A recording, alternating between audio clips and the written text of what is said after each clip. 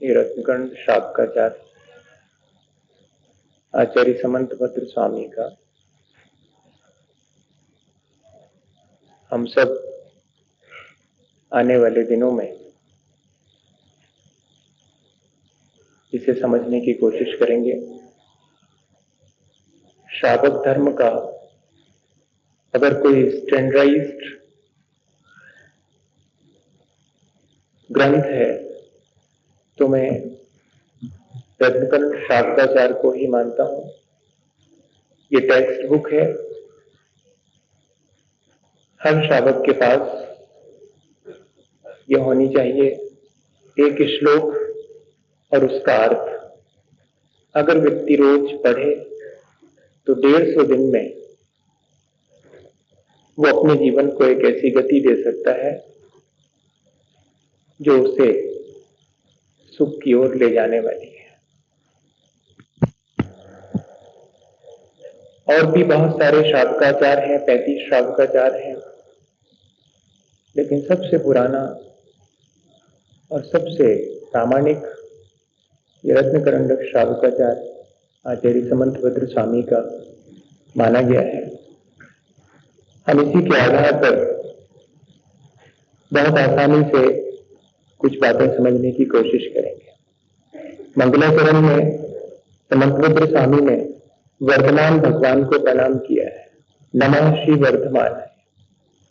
वर्धमान भगवान को नमस्कार करता हूं, महावीर स्वामी को नमस्कार करता हूं, क्योंकि धर्म तीर्थ उन्हीं का है। यहां पर श्री का अर्थ है मोक्ष लक्ष्मी, और बाहर में समेश्वरन आदि जो विभूति है वो श्री है। वर्तमान भगवान महावीर स्वामी अंतरंग लक्ष्मी और बहिरंग दोनों प्रकार की लक्ष्मी से युक्त होकर के बैठे हुए हैं। समय शरण में उन्हें प्रणाम करते हुए इस ग्रंथ की शुरुआत की जाती है।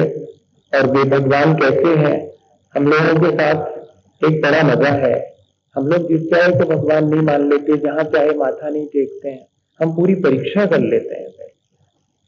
अच्छा भी है, 2 प्रकार के श्रावक होते हैं, एक आज्ञा प्रधानी होते हैं, एक परीक्षा प्रधानी होते हैं। हमें दोनों ही होना चाहिए।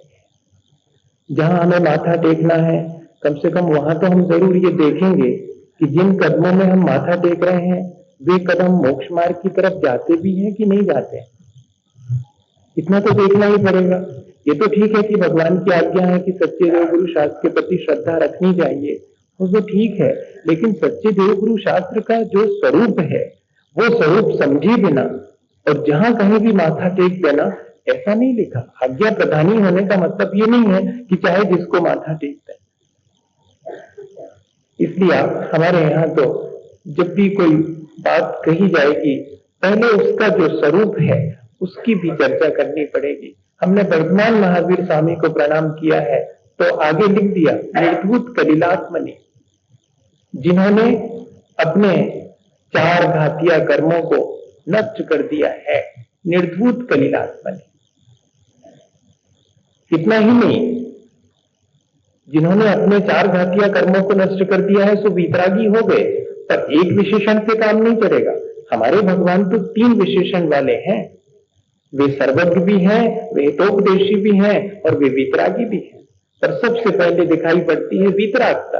जब वो बोलेंगे तब सर्वज्ञता दिखाई पड़ेगी और तभी हितोपदेशीपना दिखाई पड़ेगा, लेकिन जाते ही साथ दर्शन करते ही वीतरागता दिखाई पड़ती है। निर्धूत कलिलात्मनि, समस्त जो घातिया कर्म थे उनसे जो रहित हो गए हैं। और इतना ही नहीं, इसी से दूसरा अर्थ भी निकाल लिया कि जिन्होंने प्राणी मात्र के लिए हितोपदेश दे करके उन्हें कर्म के नष्ट करने की प्रक्रिया सिखाई है, इसलिए निर्धूत कलिलात्मनि।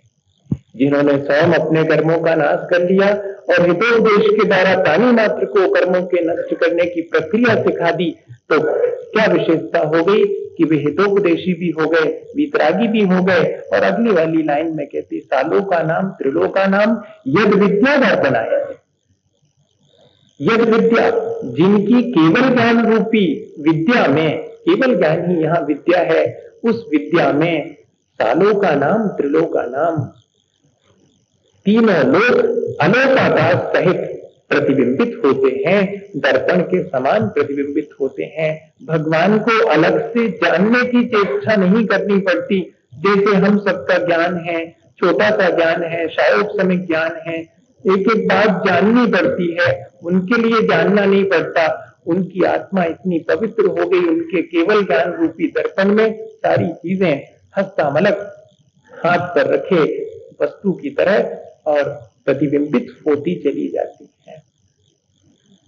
सालों का नाम त्रिलोक का नाम, अलोकाकाश और लोकाकाश, सब कुछ प्रतिबिंबित होता है, इसलिए भगवान प्रति सर्वज्ञ भी है। एक होता अल्पज्ञ, एक होता मर्मज्ञ, एक होता सर्वज्ञ, ये अपन जानते हैं। थोड़ा ज्ञान वाला अल्पज्ञ है और जो हृदय को जान ले वो मर्मज्ञ कहलाता है, और जो राई रत्ती सब कुछ जान ले, तीनों लोगों को जान ले, वो सर्वज्ञ कहलाता है। इतनी छोटी सी बात है, ज्यादा कठिन नहीं है। और लोक और अलोक क्या चीज है? यूनिवर्स और एंटी यूनिवर्स, ये क्या चीज है? तो जहां पर soul, non soul, media of motion, media of rest, space and time, ये 6 चीजें जहां हैं, इन्हीं को अपनी भाषा में अपन कहते हैं कि जीव, पुद्गल, धर्म, अधर्म, आकाश और काल। ये जहां पाए जाते हैं वो लोकाकाश है, और इसके बाहर जहां प्योर स्पेस है, जहां सिर्फ आकाश है, वो अलोक आकाश है। ऐसे लोक और अलोक जिनके केवल ज्ञान में प्रतिबिंबित होते हैं, ऐसे भगवान को हम यहाँ पर प्रणाम करके इस ग्रंथ की शुरुआत करते हैं। भगवान कहते हैं, हमारे लिए उपदेश देते हैं कि तुम अगर शांति चाहते हो तो धर्म को धारण करो। धरतीति धर्मा, जो धारण किया जाए वो धर्म कहलाता है। और भी बहुत सारी परिभाषाएं हैं, लेकिन यहाँ आचार्य समंतभद्र स्वामी परिभाषा बनाएंगे, देशयामी समीचीनम धर्मम कर्म निवर्हणम संसार दुक्खता सत्वान यो धरती उत्तमे सुखे। एक परिभाषा बनाएंगे धर्म की और प्रतिज्ञा करेंगे कि देशयामी समीचीनम, मैं समीचीन धर्म को कहूंगा। देशयामी समीचीनम धर्मम कर्म निवर्हणम, ऐसे नहीं मैं अपने कर्मों के नष्ट करने के लिए या जिसके द्वारा कर्मों को नष्ट किया जाता है ऐसे धर्म को कहूंगा, क्योंकि हमने जिन्हें प्रणाम किया है उन्होंने अपने कर्मों को नष्ट कर लिया है, तभी इस तरह की योग्यता पाई है। हम भी अपने कर्मों को नष्ट करने की प्रोसीजर करेंगे। शाबक थोड़ी थोड़ी करता है, जब वो महाव्रत ले लेता है तब अधिक निर्जरा होने लगती है। कर्मों की निर्जरा करना, कर्मों का संवर करना ही हम सबका उद्देश्य है। मैं आपसे सबसे पहले ये बात कह दूं कि अब जबकि हम रत्नगंज शाब्दाचार में धर्म का स्वरूप समझने जा रहे हैं, तो हमारी बहुत बड़ी जिम्मेदारी है। हमें 3 बातें हमारे भीतर आ जानी चाहिए। सबसे पहला कि हमारा अज्ञान नष्ट होना चाहिए। अज्ञान बड़े से बड़ा क्या है? इस शरीर को अपना मानना, इससे बड़ा अज्ञान भैया दुनिया में और कुछ नहीं। भले ही अंगूठा लगाना आता हो, हस्ताक्षर करना भी नहीं आता हो, तब भी ज्ञानी हो सकता है कोई, अगर वो देह और आत्मा को पृथक पृथक जानता है, अगर साइंस ऑफ सेपरेशन उसके पास है, अगर भेद विज्ञान उसके पास में है, तो वो ज्ञानी है। और जो शरीर को और आत्मा को एक ही मान बैठा है वो अज्ञानी है। हम आने वाले दिनों में इस ग्रंथ की मदद से इस बात को बहुत अच्छी तरह अपने भीतर स्पष्ट कर लेंगे। आप अपना विजन एकदम क्लियर करते जाइएगा, कहीं कोई डाउट नहीं रह जाना चाहिए। संदेह श्रद्धा में बाधक होता है, इसलिए अगर कोई चीज समझ में नहीं आती है तो आप जरूर से अतिरिक्त समय में उस पर डिस्कशन करें। और ऐसा नहीं कि बस पढ़ लिया है प्रवचन की भांति हमने सुन करके और वापस लौट के बड़ा बढ़िया प्रवचन हुआ था और बहुत अच्छा बोले थे, ये तो ठीक है, कोई भी कह सकता, बहुत आसानी से कह सकता, लेकिन मेरे अपने जीवन में परिवर्तन आया है, ये बहुत अच्छा है। भले ही कैसे ही बोले थे, इससे क्या फर्क, मैंने अपने को बदल लिया तो बहुत अच्छा ही बोले थे, तब तो मजेदार है। और अकेले शब्दों में उलझ के रह जाएंगे, ऐसा मत करिए। अज्ञान नष्ट होना चाहिए। और अज्ञान की परिभाषा ये नहीं है कि आप यहाँ से और गाथाएं याद करके, श्लोक याद करके और मुझे 150 श्लोक सुना देंगे तो मैं शाबाशी दूंगा कि वाह वाह। वो तो टेप रिकॉर्ड भी कर लेता है भैया, 150 श्लोक वो भी सुना दे, कंप्यूटर भी सुना देगा 150 श्लोक। समय 445 गाथाएं सुनना चाहे तो सुना देगा। लेकिन इतने अकेले से अज्ञान की हानि नहीं होती। अज्ञान की हानि तो होगी जब हम शरीर को और आत्मा को अलग अलग मानेंगे। हम इस शरीर के पीछे कोई शाश्वत आत्मा छिपा हुआ है, ये क्षण भंगुर है, इस तरह का एहसास करेंगे जब हम शरीर के प्रति बहुत सजग और सावधान होंगे। भेद विज्ञान इसी का नाम है।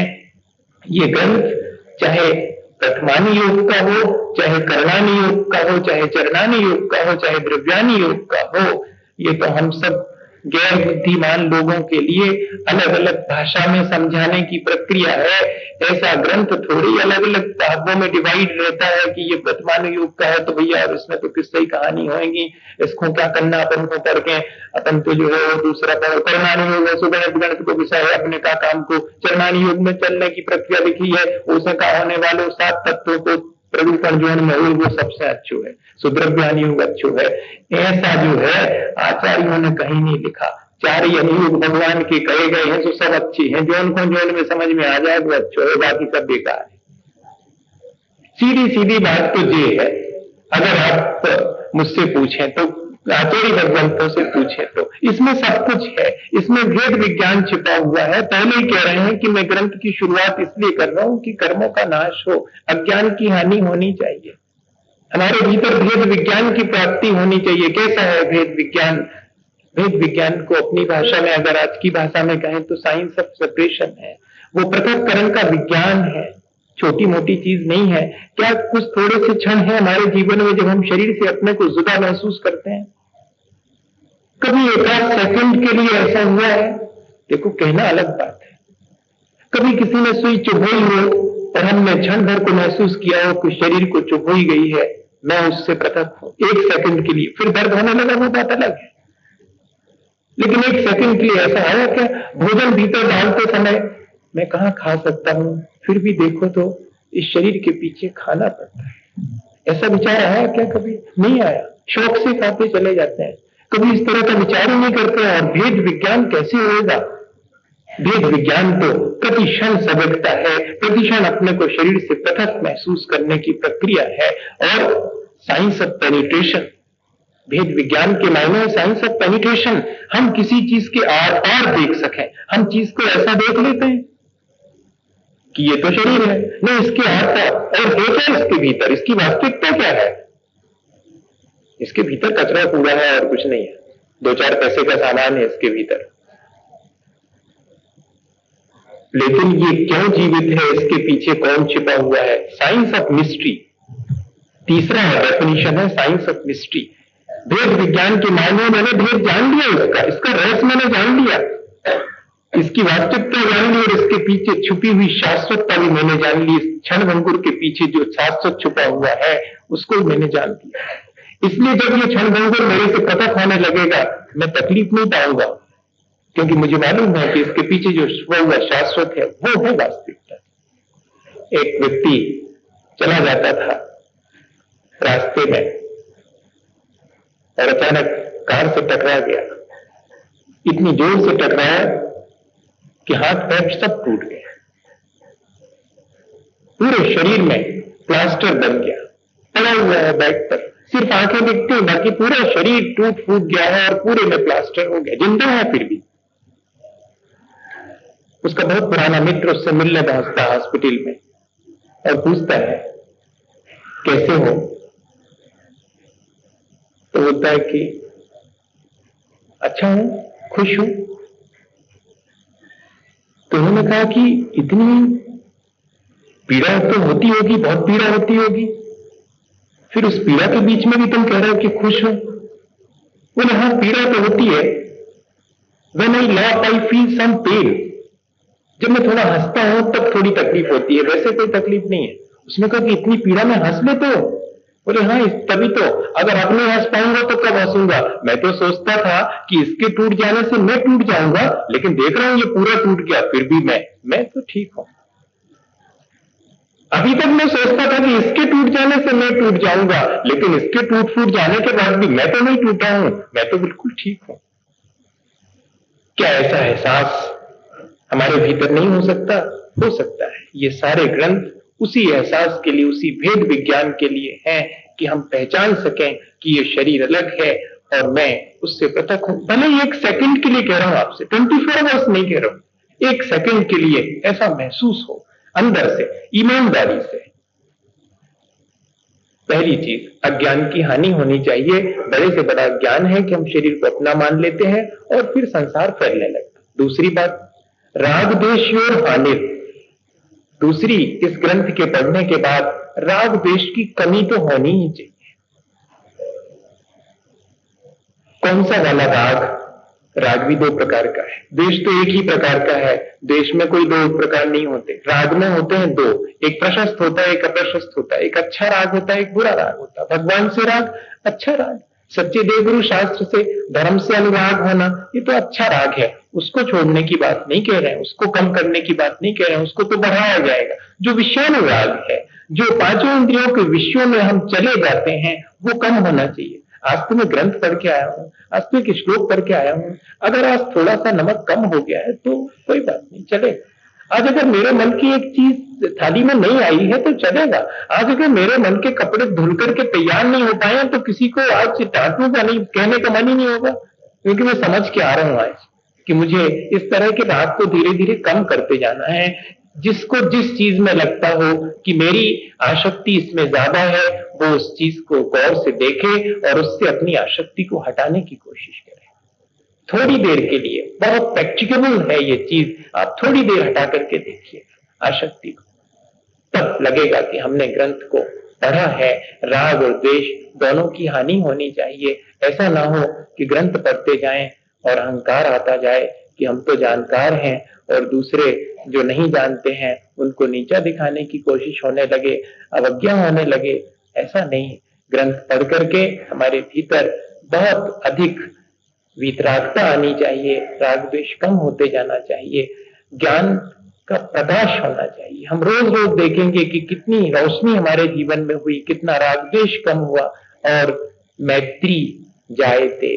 और तीसरी चीज कहते हैं कि मित्रता उत्पन्न होनी चाहिए, प्राणी मात्र के प्रति मैत्री भाव उत्पन्न होना चाहिए। ये तीन चीज आज जबकि हम शुरू कर रहे हैं, आखिरी तक हमें रोज देखना है। ऐसा नहीं कि आज देख लें और आखिरी दिन देख लें, रोज देखेंगे कितना जीवन रोशन हुआ, कितना राग द्वेष से रहित हुआ, कितना प्राणी मात्र के प्रति मित्रता आई। चलती हुई जाती हुई चींटी पर पैर रखने से कितनी पीड़ा हुई। एक चींटी मर जाने पर 3 माला फेर लेना बहुत आसान है भैया, लेकिन पैर रखने के समय ये महसूस करना कि जैसे किसी ने मेरी पीठ पर पैर रख दिया है, ये बहुत दुर्लभ है। ये जब तक नहीं होगा तब तक धर्म जीवन में नहीं आएगा। धर्म आएगा, क्रिया में आ सकता है, जीवन में नहीं आ सकता। जब तक व्यक्ति इतनी संवेदनशीलता से नहीं भरा होगा, जब तक प्राणी मात्र के प्रति मैत्री नहीं आएगी, तब तक धर्म की बातें आ सकती हैं। धर्म आना बहुत कठिन है। धर्म कोई कपड़े की तरह थोड़ी है कि हमने ओढ़ लिया, पहन लिया और धर्मात्मा हो गए। लेबल लगाने वाली चीज नहीं है, तिलक लगाने वाली चीज नहीं है। वो तो ऐसा है कि बस ग्रहण कर लिया और हमारा जीवन ही परिवर्तित हो गया।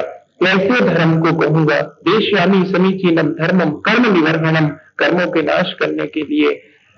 संसार दुखतः सत्वान यो धरति उत्तमे सुखे। कैसा है वो धर्म जो संसार के दुख से पीड़ित जनों के लिए और मोक्ष के सुख में ले जा करके और बिठा देता है। ऐसे जैसे कि कोई यहां से उठा के वहां रख रहा हो। सचमुच ऐसा है वो धर्म जो हमें अनायास ही, अगर धर्म जीवन में आ गया है तो हम अनायास ही, हमें सिर्फ धर्म को अपने जीवन में धारण करने के लिए प्रयास करना पड़ेगा, फिर तो सारा काम धर्म करेगा, वो हमें अनायास ही वहां ले जाएगा। इसलिए कहना पड़ा कि संसार दुखता सत्वान यू धरती उत्तमे सुखे। ऐसा लगता है जैसे उठा के रख देता है, तो वाकई उठा के रख तो देता ही है, क्योंकि हमने प्रयास तो उसको पाने का किया। फिर जैसे ही हमारे जीवन में आ गया तो हम अपने आप सुख की तरफ जाने लगे। धर्म की कई परिभाषाएं करी हैं, ये परिभाषा रघुनंदन श्रावकाचार्य की है और भी परिभाषाओं से हमें अवगत हो जाना चाहिए, और भी परिभाषाएं कहीं कहीं धर्म की, कंफ्यूज नहीं होना चाहिए कि अरे किसी ग्रंथ में ये परिभाषा कहते, किसी में वो कहते। आखिर क्या हम तो बुद्धू बनाना चाह रहे हैं? क्या हम तो ना समझ रहे, हम जानते नहीं? आप एक कुछ बताओ, एक परिभाषा, आप 50 परिभाषा बताओगे तो हम तो कंफ्यूज हो जाएंगे। ये तो नहीं, धीरे धीरे अपनी स्टेज के अनुसार तुम जिस भूमिका में हो उस भूमिका में क्या है धर्म, ये अलग अलग परिभाषाएं बनाई गई। एक आपने शायद पहले भी समता सागर जी महाराज आए थे तब उन्होंने कार्तिक अंतरिक्षा ली थी, उसमें एक गाथा आती है, वस्तु स्वभावो धम्मो खमादि भावो यदस विहो धम्मो रण तयं च धम्मो जीवानम रखनो धम्मो। वस्तु स्वरूप, वस्तु का स्वभाव ही धर्म है, उत्तम क्षमा आदि 10 भाव ही धर्म है, रत्नत्रय ही धर्म है। और कहते जीवानम रखनम धम्मो, जीवों की रक्षा करना धर्म है। 4 चीजें, चारों धर्म है। कहते हाँ, चारों धर्म है। तुम ये देख लो कि कहां खड़े हो, वहां से शुरू करो, और पहुंचना कहां है ये ध्यान रखो। तो नीचे से चलना पड़ेगा। जीवानम रखनो धम्मो, जीवों की रक्षा करना धर्म है, यहां से शुरू करो। और जैसे ही जीवों की रक्षा करना शुरू करोगे तो लगेगा कि यहां तो कदम कदम पर मेरे द्वारा हिंसा होती है, मैं कैसे जीवों की रक्षा करूं? तो रत्नत्रय ग्रहण कर लो, मुनि बन जाओ, जीवों की रक्षा जल्दी होने लगे। अनुव्रति बन जाओ तो भी जीवों की, कम से कम परजीवों के घात से तो बच जाओगे। स्थावर जीव का देखेंगे फिर बाद में, त्रस हिंसा को त्याग व्यथा था वरण्य सहारे, ऐसी तो कहते हैं शावक के लिए। त्रस हिंसा से तो बच जाओगे, तो पहले जीवानम रखनो धम्मो कहा, फिर धीरे से उसको और आगे बढ़ाया कि रत्नत्रय ही धर्म है वास्तव में। तो रत्नत्रय धारण कर लिया, क्योंकि अकेले रत्नत्रय धारण करने से नहीं होगा। खमादि भावो या 10 भी हो धम्मो, अब अपने भावों को उत्तम क्षमा मार्दव आर्दव इत्यादि इनसे युक्त करो, और इनसे युक्त करके करना क्या है? वस्तु स्वभाव धम्मो, अपने आत्म स्वरूप को प्राप्त कर लो, वास्तव में तो वही। अब बताओ कि कौन सी परिभाषा बुरी है? सारी परिभाषाएं हमारे कल्याण के लिए क्रम क्रम से दी गई हैं, कहीं कोई कंट्राडिक्शन नहीं है, कहीं कोई कंफ्यूजन नहीं है।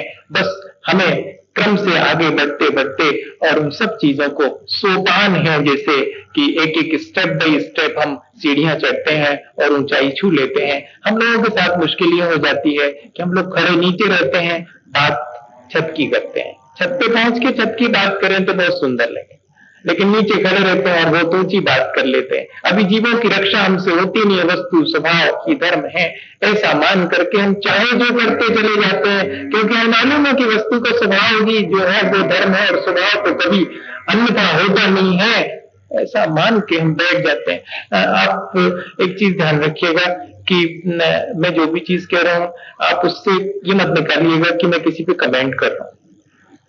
मैं जो बात है जैसी वैसी कह रहा हूं। अगर आपको थोड़ा भी ऐसा लगे तो मुझे इशारा कर दीजिएगा कि ऐसा मत कहिएगा, मैं आपको इतनी छूट देता हूं। लेकिन किसी को पीड़ा पहुंचाना या किसी की निंदा करना ये हमारा उद्देश्य नहीं है। ऐसा हो सकता है कि कई बार इस तरह की बात कहने से किसी को पीड़ा पहुंचे, पर एक्सक्यूज करिएगा। मेरा आशय सिर्फ ये है कि हमारी कहाँ कमजोरी है, हम कहाँ अज्ञानतावश ऐसा कर बैठते हैं, ऐसा हमारे मन में ऐसा विचार आ जाता है। क्यों आ जाता है ऐसा विचार? हम जब इतने समझदार हैं तो फिर क्यों आ जाता है विचार? हम क्यों नहीं समझ पाते हैं आचार्यों की जो भाषा है उसको क्यों नहीं समझ पाते? मेरी पीड़ा सिर्फ ये है कि हम क्रम से उस चीज को चलें, और जो हमारे आसपास आते हैं उनको भी वैसा ही क्रम से बताएं कि हाँ पहुंचाऊंगा तो नहीं, वस्तु स्वभाव ही वास्तव में धर्म है, लेकिन प्रोसीजर क्या है? जीवानम रखनो धम्मो रहना तयं च धम्मो खमादि भावो या 10 भी हो, ये सब हो गया हो तो फिर मुझे कहने की आवश्यकता नहीं है, वस्तु स्वभाव धम्मो। और फिर एक जगह तो लिखा अष्टपाहन में दंशन मूलो धम्मो, उधर प्रवचन सार जी में कहते हैं चारित्रम खलु धम्मो दया विशुद्धो धम्मो। जो इतनी सारी परिभाषाएं बना दी, आप गौर से देखेंगे तो सब परिभाषाएं एक ही जगह ले जाएंगी हमें। दंशन मूलो धम्मो, अगर हम कुन स्वामी को देखते हैं तो दर्शन मूलो धम्मो, वहां पर दर्शन का क्या अर्थ है? तो कहते सम्यक दर्शन ज्ञान चारित्र की जो मूर्ति है वो दर्शन है। अब सम्यक दर्शन ज्ञान चारित्र की मूर्ति कौन है? जो महाव्रती है वो सम्यक दर्शन ज्ञान चारित्र की मूर्ति है। वही मूर्ति जो है वो धर्म है, वही दिगंबरत्व ही वहां पर धर्म है, रत्नत्र ही वहां धर्म है। परिभाषा वही चारित्रम खलु धर्मो, जहां चारित्र को धर्म कहा है तो चारित्र तो बिना सम्यक दर्शन और ज्ञान के होता नहीं है। तो तीनों जहां हमने चारित्रम खलु धर्मो कहा वहां भी सम्यक दर्शन ज्ञान चारित्र आ गया। तो अगर देखें तो सब परिभाषाएं हमें वहीं लेकर के जाती हैं। हमारा कर्तव्य है कि हम धीरे धीरे इन सारी परिभाषाओं को समझ करके और अपने जीवन में धीरे धीरे उस भूमिका से ऊपर उठने की कोशिश करें। तो ये धर्म हमारे लिए कार्यकारी होगा। समंतभद्र स्वामी के अनुसार धर्म की परिभाषा है कि धर्म वही है जो हमारे कर्मों को नाश करे और दुख से हमें सुख की तरफ ले जावे। सामान्य रूप से प्रचलित है कि अपने कर्तव्य को करना ही धर्म है, अपने कर्तव्य करना ही धर्म है। हमारा कर्तव्य क्या है भैया? अपना आत्म कल्याण भी तो हमारा कर्तव्य है। हम अपने आसपास जो प्राणी मात्र है उसके कल्याण का भी ध्यान रखें, ये भी तो हमारा धर्म है। हमारा परिवार के प्रति भी कोई दायित्व है, कोई धर्म है। हमारा समाज के प्रति, राष्ट्र के प्रति भी कोई धर्म है। इन सब धर्मों को हमें समझना पड़ेगा और अंत में कौन सा है? अपना आत्म धर्म ही सच्चा धर्म है। मुझे अपने आत्मा का कल्याण करना है, यही मेरा धर्म है। पशु जगत में तो ऐसा है कि उनको तो इतनी खबर ही नहीं होती है कि उनको क्या करना, कीड़े मकोड़े को कहा मालूम कि उनको धर्म करना है, उनको परिभाषा। लेकिन हमारी जिम्मेदारी तो बहुत है, हम मनुष्य की हैसियत से पैदा हुए हैं तो बढ़ गई ये जिम्मेदारी कि घर भी बनाना है तो मंदिर भी जाना है, दोनों चीजें। उनको तो चलो घर ही घर बनाना है और किसी भी तरह खाती की जिंदगी सो के निकाल देनी है, लेकिन नहीं, हमको घर भी बनाना है तो इधर मंदिर ही बनाना है। अपने जीवन को ही मंदिर बना लेना है, अपने जीवन के विकास के लिए विचार करना है। इसलिए आचार्य महाराज कहते हैं कि जो वस्तु का जो धर्म वो है जो कि हमें दुख से सुख में ले जाता है। एक चीज है कि हम अपने को दुखी मानते हैं कि नहीं मानते। मौजूदा हालत में हमारा स्वभाव नहीं है, जब पानी गर्म हो रहा हो उसमें हाथ डालो तो गर्म लगेगा, आप नाक करो कि इसका स्वभाव ठंडा है तो हम भी मान रहे ठंडा, मैंने हाथ डालने दी है, चलो उन पे आगे पे चलो, मैं तो नहीं धोखे में डाल दू तो इसका स्वभाव तो ठंडा है, हाथ डाल दो तो चल जाएगा पूरा। मौजूदा हालत में तो अभी वो आग के संपर्क में है तो गर्म है, जब नीचे उतार के रखोगे ठंडा करने की आवश्यकता नहीं है, वो अपने आप ठंडा हो जाएगा, अपनी वास्तविकता में आ जाएगा। तुम संपर्क बार अलग कर लो। इस शरीर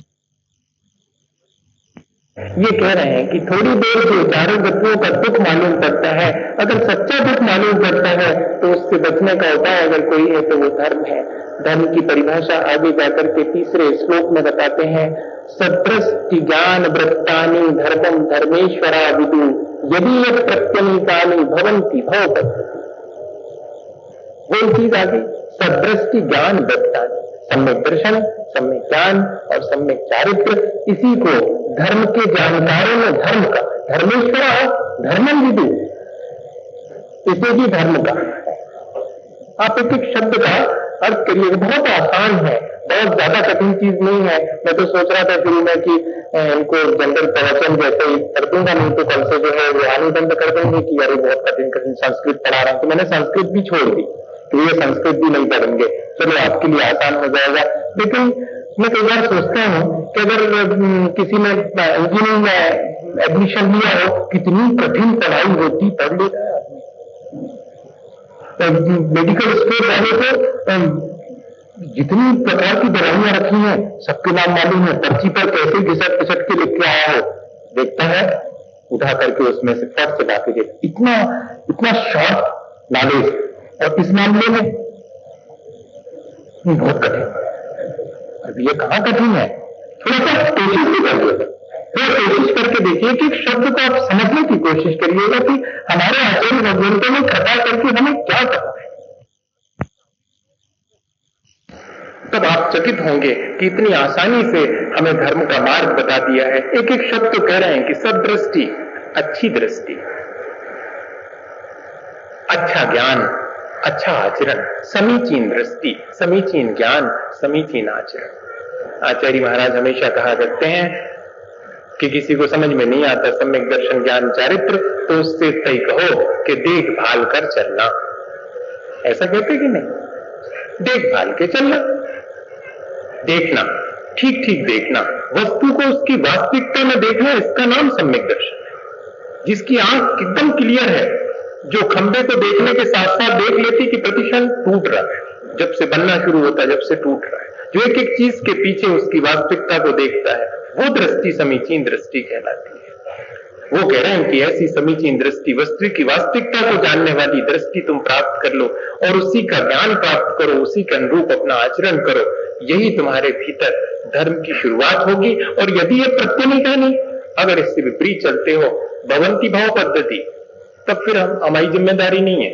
आपको संसार चुनना है तो चुन लो, इससे उल्टे चलो हम नहीं कहेंगे आप। और अगर आप सीधे सीधे संसार से निकलना चाहते हो तो फिर हम आपको मार्ग बता देते हैं कि ठीक ठीक दृष्टि, इन तीनों में सबसे ज्यादा कीमती जो अपन बात करेंगे वो दृष्टि की ही बात करेंगे, बहुत दिन तक दृष्टि के बारे में। क्योंकि जब तक विजन क्लियर नहीं होता किसी व्यक्ति का, तब तक आगे कोई रास्ता तय नहीं होता। मैं आपको बहुत बड़ा लंबा रास्ता बता दूं और आपके पास आंख ना हो, चलिएगा क्या? कैसे चलिएगा? किसी का हाथ लेकर के कितनी दूर चलिएगा? मुझे याद आ गया कि दो दोस्त थे, तो एक की आंख नहीं थी, दूसरे की आंख थी। तो रात में मिलने के लिए आया, तो जब वो वापस लौटने लगा तो उसने कहा कि मैं तुम्हें भेज करके आता हूं। तो उसने अपने हाथ में दीपक लिया और चला वो साथ में उसको लेकर के व्यक्ति को। अब जब उसके वापस लौटने का समय आ गया तो उसने कहा मैं तो लौटूंगा। जब वो लौटने लगा अपना दीपक वापस लेके, तब इसको समझ में आया कि अरे, मैंने अपना दीपक जला के रखा होता तब मैं आगे बढ़ सकता, ये तो यहीं से लौट रहा है। दूसरे का दीप कितनी दूर तक जाएगा? अप दीवो भव, अपने दीप स्वयं हो जाओ, अपनी दृष्टि खुद पैदा कर लो ताकि चल सको। दूसरे का सच्चे देवगुरु शास्त्र का सहारा भी कितनी दूर तक? अगर आपकी आंख नहीं खुली तो सच्चे देवगुरु शास्त्र का सानिध्य भी क्या कर लेगा आपके लिए? तो सबसे पहले कहते हैं कि दृष्टि साफ होनी चाहिए। दृष्टि का साफ होना ही सम्यक दर्शन मानता हूं मैं। तो अपन खुद भी जीवन में कहते हैं, किसी व्यक्ति का कितनी अच्छी बात करता हो, कितनी बढ़िया जानकारी उसके पास में हो, कितनी अच्छा उठता बैठता हो, लेकिन कई बार कह देते हैं कि भैया और तो सब ठीक है, आंख अच्छी नहीं है, आंख अच्छी नहीं है। मतलब उनकी दृष्टि ठीक नहीं रहती है। बाकी ज्ञान व्यान उनके पास बहुत है और पूजा वूजा बड़े ठाक से करते हैं, बड़े आचरणवान मालूम करते हैं, लेकिन आंख ठीक नहीं है इनकी। आंख ठीक नहीं है तो सारा मामला ही गड़बड़ हो गया। सब जानते हैं कि आंख तो सब कुछ बता देती है, व्यक्ति की दृष्टि अकेले से मालूम कर देता है कि व्यक्ति कैसा है, किस तरह का उसके भीतर स्वभाव कैसा है। यही दृष्टि है, इसी दृष्टि से मालूम पड़ जाता है, इसी सम्यक दर्शन से मालूम पड़ जाता है कि व्यक्ति कितना ज्ञानवान है, कितना आचरणवान है। उसका ज्ञान और आचरण इसी सम्यक दर्शन के द्वारा, इस सम्यक दर्शन की शुरुआत में एक श्लोक और महाराज कहते हैं, सदृष्टि ज्ञान श्रद्धानम परमार्थानाम आप्तागम तपोव्रताम, जो मैंने आपसे 2 दिन पहले कहा था। श्रद्धानम परमार्थानाम आप्तागम तपोव्रताम त्रिमूढ़ातोर्मष्टांगम सम्यक दर्शनम अस्मयम। सम्यक दर्शन की और कोई कठिन परिभाषा नहीं है।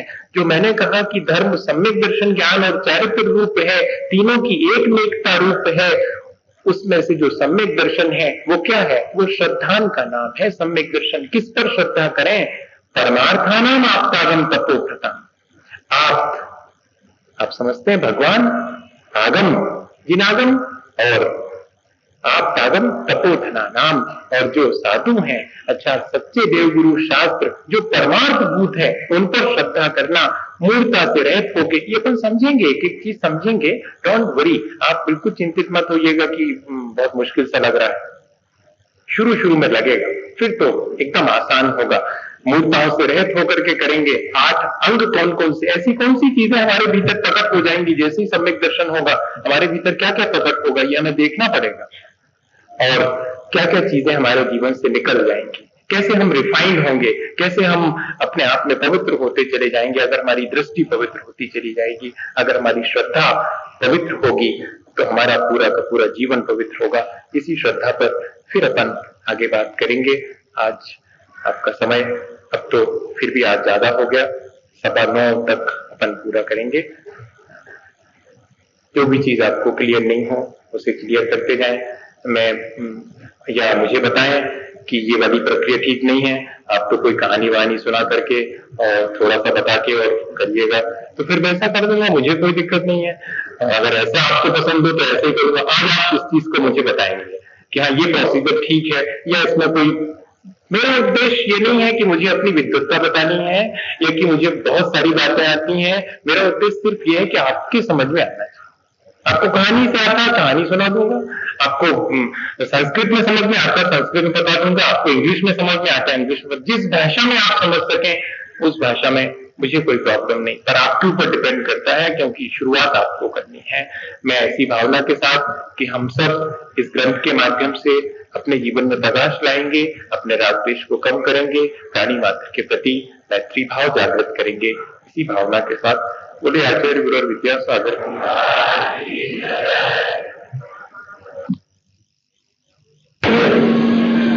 ये रत्नकंड शाबकाचार आचार्य समंतभद्र स्वामी का, इसे अपन पढ़ रहे हैं। सबसे पहले जब हमने शुरुआत की थी तो भगवान महावीर स्वामी को प्रणाम किया था। प्रणाम करने का हमारा उद्देश्य था कि हमारे कर्म कलंक नष्ट हो। जिस व्यक्ति के पास जो होता है उससे वो ही मांगना चाहिए। भगवान के पास कर्मों से रहित स्थिति है, हम भी उसी स्थिति की कामना करते हैं। वंदे तद्गुण लब्धे ऐसा कह करके जैसे तत्वार्थ सूत्र में कहा, वही बात यहां भी कही गई। और वे भगवान कैसे हैं? हितोपदेशी हैं, सर्वज्ञ हैं और वीतरागी हैं। फिर इसके बाद हमने समझा कि वास्तव में धर्म है क्या। धर्म की विभिन्न परिभाषाओं के होते हुए भी धर्म वास्तव में है क्या चीज? जो धारण किया जा सके वो धर्म है, और जिसके धारण करने से सच्चे सुख की प्राप्ति हो सके वो धर्म है। जीवों की रक्षा से धर्म शुरू होता है और अपने आत्म स्वरूप की प्राप्ति तक धर्म की प्रक्रिया चलती है। अपने आत्मा के स्वरूप को प्राप्त कर लेना, अपनी प्योरिटी में, अपनी प्योर एग्जिस्टेंस में स्थित हो जाना, ये हमारा अल्टीमेट गोल है। लेकिन हाउ टू गेन इट, उसको कैसे हम प्राप्त करेंगे, तो उसका प्रोसीजर है कि हम जीवों की रक्षा करने का भाव अपने भीतर जागृत करें, उनके प्रति दया का भाव, अहिंसा की शुरुआत करें। और जब बहुत अधिक पीड़ा होने लगती है कि कदम कदम पर मेरे से हिंसा होती है, राग द्वेष की प्रक्रिया निरंतर चलती रहती है, तब फिर उससे बचने के लिए कहते हैं कि रत्नत्रय धारण करो। रत्नत्रय धारण करने के बाद भी विचारों की पवित्रता आवश्यक है, इसलिए फिर कहा कि क्षमा, मार्दव, आर्जव, यही धर्म है, इसको भी धारण करो। जब विचारों की और भावनाओं की पवित्रता हो जाती है, तब आत्मा धीरे धीरे पवित्र होकर के अपने शुद्ध स्वरूप को प्राप्त कर लेती है। तब अंत में कहा था कि वस्तु का स्वभाव ही उसका धर्म है, वो उससे कभी विमुख नहीं होती। हाँ, विपरीत रूप से परिणमन कर जाती है, तो ये संसारी अवस्था उसकी विपरीत परिणमन की है। हमें ये समझना पड़ेगा कि जो हमारी माली हालत है, जो हमारी मौजूदा हालत है, वो हमारी वास्तविकता नहीं है। सारा जैन दर्शन इस बात पे टिका हुआ है कि हम इस चीज को जानें, इस अज्ञान को हटाएं कि जो हमारी वर्तमान स्थिति है उसको हम अपनी अंतिम स्थिति नहीं मान लें, वरना हमारे विकास का कोई क्रम ही शुरू नहीं हो पाएगा। हम इस बात, जैसे कोई व्यक्ति अंधेरे में खड़ा हो और उसको ये बात न मालूम हो कि वो अंधेरे में खड़ा है, कहीं कोई प्रकाश होता है, तो वो अंधेरे को छोड़ने की शुरुआत ही नहीं करेगा। और जैसे ये एहसास हो रहा है कि मैं अंधेरे में खड़ा हूं और कहीं कोई प्रकाश है, दोनों चीजें जानना जरूरी है। अंधेरे को अंधेरा एहसास करना और कोई प्रकाश है इसकी श्रद्धा करना, वहां से शुरुआत होगी, तब हम प्रकाश की ओर बढ़ेंगे। ये पूरे के पूरे जो भी ग्रंथ हम इस दौरान पढ़ रहे हैं, उसका एक ही उद्देश्य है कि हम एनलाइटेड हों, हम प्रकाश को प्राप्त करें। वो हमारा अपना स्वभाव है, उस अपने स्वभाव की तरफ बढ़ने के लिए जितने भी कदम हम रखेंगे, वे चाहे श्रावक की हैसियत से रखे जाएं, चाहे शमन की हैसियत से रखे जाएं, पर वे हैं उसी के लिए। ये हम अपने भीतर एकदम बात साफ कर लें। और हमने शुरुआत करी थी कि वो धर्म कैसा है, तो सच्ची दृष्टि या समीचीन दृष्टि, समीचीन ज्ञान और समीचीन आचरण, ये हमारे जीवन में आ जाता है तो हम धार्मिक होना शुरू हो जाते हैं। तब समीचीन दृष्टि किसे कहेंगे? एक एक प्रश्न का जवाब देते जा रहे हैं। आपने कहा कि समीचीन धर्म कहूंगा, तो कहते समीचीन धर्म है क्या? कहते सदृष्टि ज्ञान वृत्तानि धर्मम धर्मेश्वरा विदु। धर्म को जानने वालों ने तो सच्ची दृष्टि, ज्ञान और आचरण को ही धर्म कहा है। तो फिर प्रश्न उठ गया कि सच्ची दृष्टि के मायने आपका क्या है अर्थ? तो कहते हैं हम दर्शन से हमारा अर्थ श्रद्धांत से है। सामान्य लोक में दर्शन का अर्थ देखना होता है, लेकिन हम जहां दर्शन की बात कर रहे हैं, सम्यक दर्शन की बात कर रहे हैं, वहां पर श्रद्धान वाली बात है। कल हम शाम को बैठे थे, लोगों से बात कर रहे थे, तब ये बात बहुत स्पष्ट हो गई थी कि देखो, देखना अलग चीज है। हम दुनिया की सब चीजों को देखते हैं, हमने ये देखा, हमने वो देखा, लेकिन हम कभी ये नहीं कहते कि हमने भगवान को देखा, हमने उनके दर्शन करे। दर्शन श्रद्धा पूर्वक होते हैं, देखना तो वैसे ही हो जाता है। तब आसानी से अर्थ निकलता है दर्शन का कि हम जहां श्रद्धा पूर्वक देखते हैं, जहां हम चीज को जैसी है वैसी की वैसी देखते हैं, वो कहलाता है सम्यक दर्शन। तब सम्यक दर्शन की ढेर सारी परिभाषाएं आपके देखने में आई होंगी, आपके जानकारी में आई होंगी, आपने सुनी होंगी, और कई बार आपको लगा होगा कि फिर इतनी सारी परिभाषाएं कोई एक दे देते, जैसे धर्म की इतनी सारी बताई। नहीं, हमारे यहां पर यही प्रक्रिया रही कि हमने स्टेप बाय स्टेप जिस भूमिका में है वहां क्या पॉसिबल है, ये हमने पहले ध्यान रखा। श्रावक की भूमिका है और अभी बिल्कुल मंदिर आना भी शुरू नहीं किया है, कहते हैं कि सच्चे देवगुरु शास्त्र की श्रद्धा ही सम्यक दर्शन है। शुरुआत तो करो, बैठो तो उन चरणों में जाकर के, सच्चे देवगुरु शास्त्र के चरणों में जाके बैठो, बाद में बताएंगे। पहले तुम एडमिशन तो लो पहली में, और नर्सरी में लो। क्या होगा वहां पर? कुछ नहीं, खेलना कूदना और खाना पीना खाना, लंच बॉक्स लेके जाना और खूब खेलना और वापस लौट आना। आते आते मैडम एक आध शब्द बताएंगी, 1 2 3 4, बस हो गया, लौट जाओ वापस। आज इतना ही, 4 तक गिनती सीख ली, कल भी 4 तक गिनती सिखाएंगे। क्या कर रहे हैं? ऐसे ही शुरुआत होगी। सम्यक दर्शन, ज्ञान, चारित्र, ये तो हमने इतनी बड़ी चीज समझ ली। उसमें सम्यक दर्शन सच्चे देवगुरु शास्त्र की श्रद्धा के बिना शुरू नहीं होता। आज तक किसी को सम्यक दर्शन सच्चे देवगुरु शास्त्र की श्रद्धा के बिना हो गया हो तो मैं बैठा हुआ हूं ऊपर, उस आपने वहां बिठाला है, मुझसे जरूर बताइएगा आकर के। चुपचाप बता दीजिएगा कि हो गया एक व्यक्ति को, आप झूठ बोल रहे थे। नहीं होता भैया, क्या करें। उसमें भी मजा है कि भगवान के सामने तो झुकना आसान मालूम पड़ता है, क्योंकि कौन है वहां पर? कोई नहीं है, मालूम है, पत्थर की मूर्ति रखी है, झुक जाओ, कोई नहीं देखने वाला। शास्त्र के सामने भी चुपचाप जाकर के झुकाएंगे, तब भी ज्यादा दिक्कत नहीं होती। लेकिन अपने जैसा चलता फिरता खाता पीता आदमी, उसके सामने गुरु मान करके झुकना थोड़ा मुश्किल बात लगता तो है। भीतर से मन नहीं मानता कि अरे क्या रखा हुआ है, हम भी तो ऐसे ही हैं। और अगर आपने एक को भी इग्नोर किया है तो मानिएगा आपने तीनों को इग्नोर किया है, ये ध्यान रखिएगा। तीनों इतने लिंक्ड हैं। आपने अगर गुरु को इग्नोर किया है, शास्त्र को इग्नोर किया है, या देव को इग्नोर किया है, किसी भी एक को किया है, तो आपने मानिएगा तीनों को एक साथ कर दिया है। क्योंकि देव परम गुरु है, जिनवाणी उन्हीं के मुख से निकलती है और वे ही शास्त्र हैं। 3 in 1 है, एक में तीनों हैं। हम जब अपने आचार्य महाराज की स्तुति करते हैं तो सबसे पहले सिद्ध भक्ति करते हैं, फिर उसके बाद उन्हीं की शुद्ध भक्ति करते हैं और उन्हीं की आचार्य भक्ति करते हैं। क्या जरूरत है 3 एक ही व्यक्ति की? हम जानते हैं कि तीनों एक साथ हैं। इनके भीतर जो संभावनाएं सिद्धत्व की हैं, वो इनके भीतर देवत्व पैदा कर रहा है।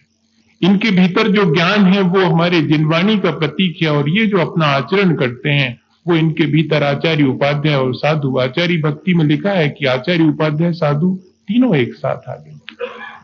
गुरु के मायने आचार्य, उपाध्याय, साधु हो गए, तीनों एक साथ आएंगे। इसलिए लिख दिया कि श्रद्धानम परमार्थानाम आप आगम तपोभ्रताम, यहां से शुरू करना और अहंकार से रहित होकर के शुरू करना, 8 अंगों से युक्त होकर शुरू करना, 3 मूर्ताओं को छोड़ करके शुरू करना और परमार्थ भूत देव गुरु शास्त्र को ही जानना, उन पर ही श्रद्धा करना, स्वार्थी होकर के नहीं करना। ये अपन पिछले दिनों इस बात की चर्चा कर चुके हैं। अपन ने कई बार श्रद्धा करी होगी भैया, अपने स्वार्थ की पूर्ति के लिए सच्चे देवगुरु शास्त्र पे करी होगी।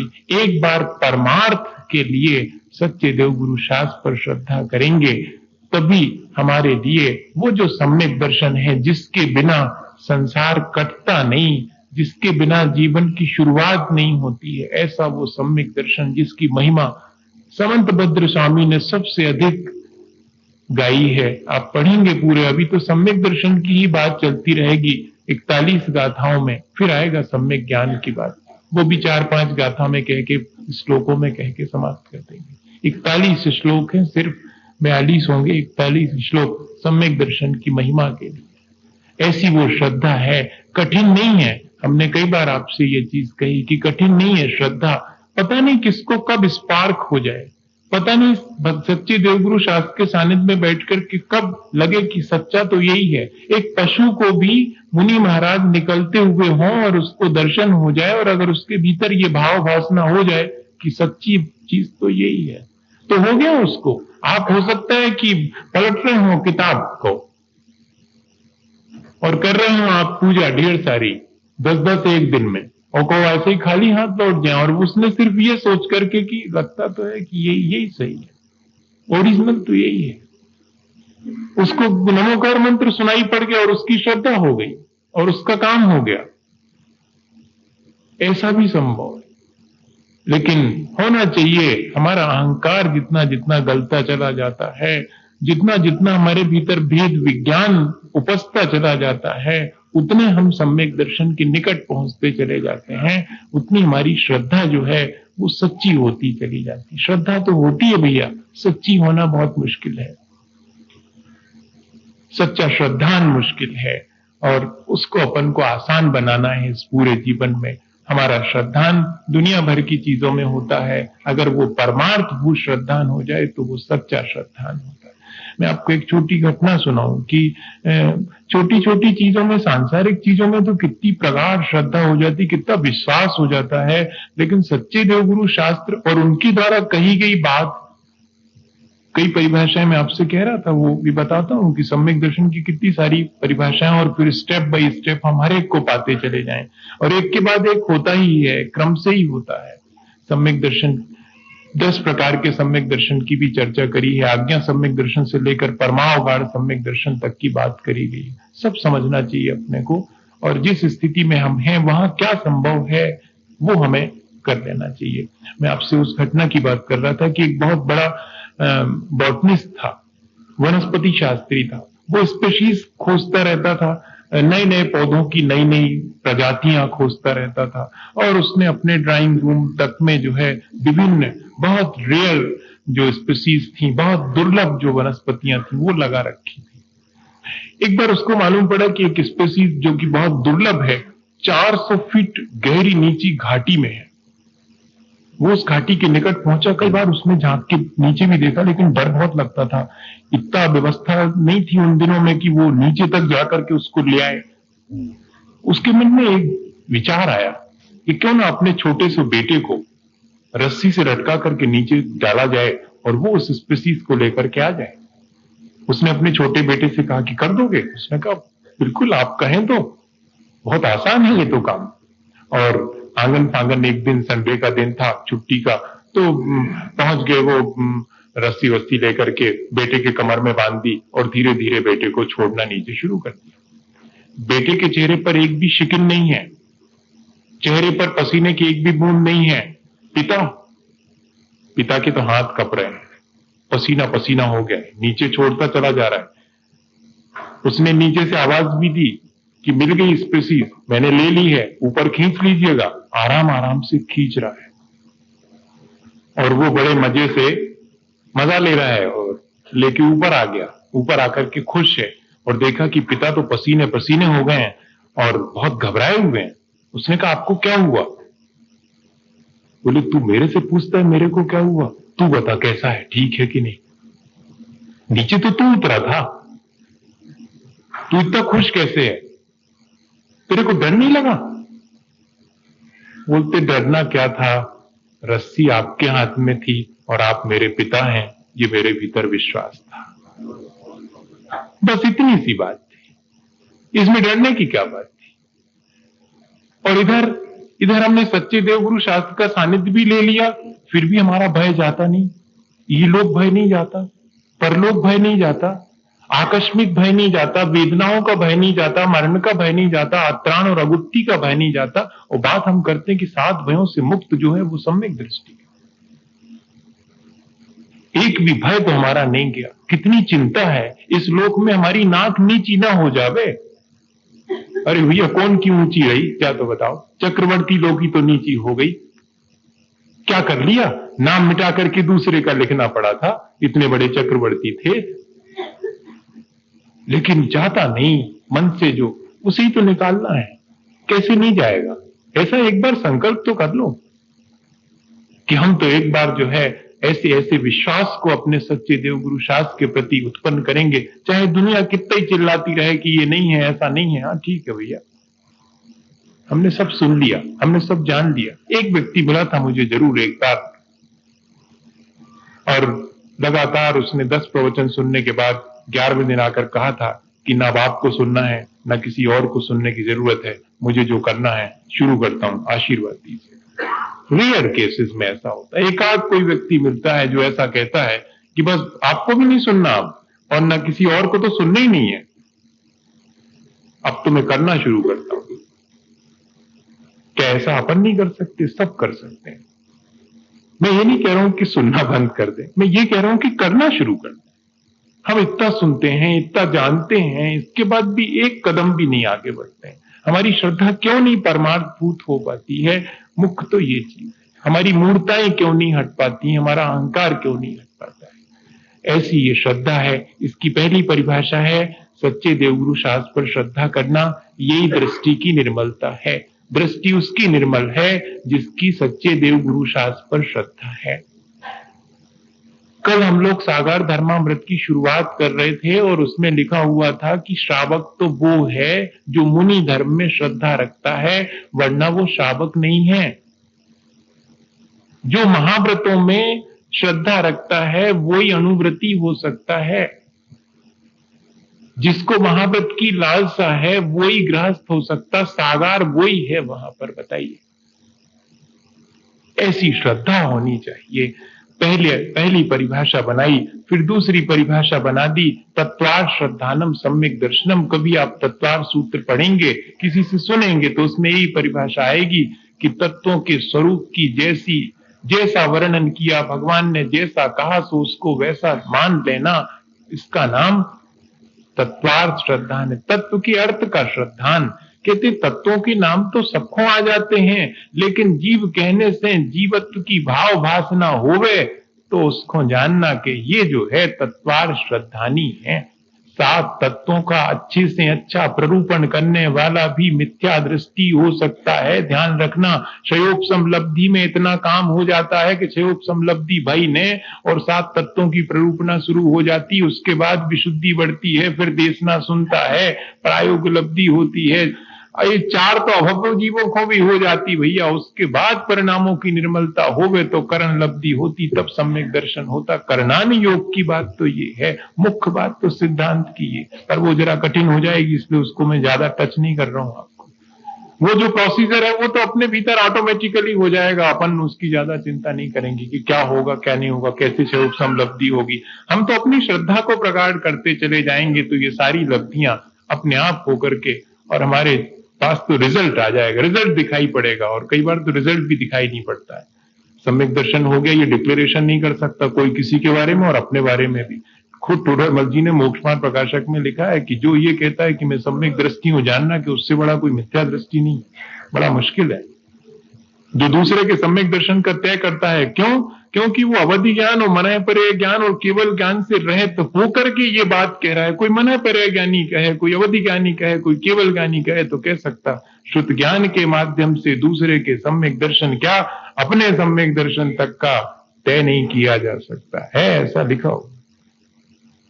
इसलिए दूसरे के लिए आप बैरोमीटर लगा के नापना मत। बड़ा मजा रहता अगर एक ठो ऐसा बन जाता तो अपन तो लगा के देख लेते, सम्यक दर्शन हो गया, खुश, अपन भी खुश, दूसरे को भी लगा के देख लिया, अभी नहीं है भैया, थोड़ा और कोशिश करो, हो जाए। ऐसा है ही नहीं। ऐसा हुआ करता था, पहले हुआ करता था, अवधि ज्ञान हुआ करता था, मनः परे ज्ञान तो जान लेते थे। आज तो ऐसा कुछ भी नहीं है। एक ही चीज अपने पास है, श्रद्धान। वो हमारा मजबूत हो जावे, किसी के कहने से डिगे नहीं, ऐसा हम कर सकते। पर उसमें भी थोड़ी सी सावधानी रखना। अंतर मुहूर्त के अंदर सम्यक दर्शन और अगले अंतर मुहूर्त के अंदर छूट जावे। बूढ़े की लाठी की तरह है, हाथ से छूटती नहीं पर कपती रहती। ऐसा सम्यक दर्शन क्षयोपशम सम्यक दर्शन नहीं है। आज अपन करेंगे इसकी बात।